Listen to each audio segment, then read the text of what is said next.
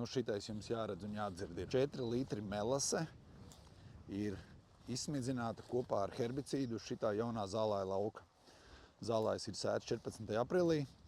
Herbicīds ir šeit smidzināts 30. maijā. MCPA 700 ml uz hektāru, lai nogalinātu rekur vai apturētu rapsi, balandas un viss cits nezāles, izņemot kumelīti, kur nevar nogalināt un tā.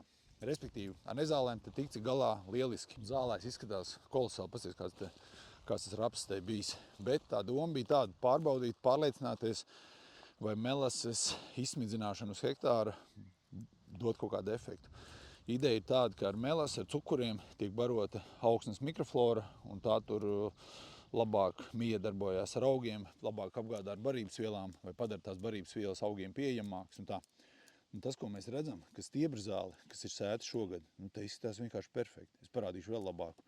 Šitā ir mīkslapu niedra auzene. Šis ir Bārenbrug Vital Duet maisījums, zālē maisījums.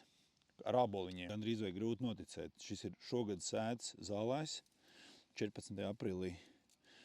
Mīkslapu niedra auzene, airene un āboliņi. Pasties, ja pavalk aiz matiem, 45-50 cm garš. Nu, šajā lauka atšķirībā no iepriekšējiem mazliet mazāk redz āboliņu. Nezinu, kāpēc. Viņš ir saglabājies, reku viņš apakšā, reku viņš vēl nāk augšā, redzi? Reku, vai tas ir tāpēc, ka tai stiebrinē tā labāk patīk nekā āboliņiem, un tāpēc tā, kā lai pasaka, izpaužās labāk. Vai arī tomēr ar to herbicīdu tas āboliņš ir bišķi piebremzēts vai pat mazliet vairāk nogalināts. Reku āboliņu. Āboliņš šeit ir mazāk, bet vēl jau nāk, pasties, reku tikai nāk augšā. Tā kā tāda interesanta pieredze.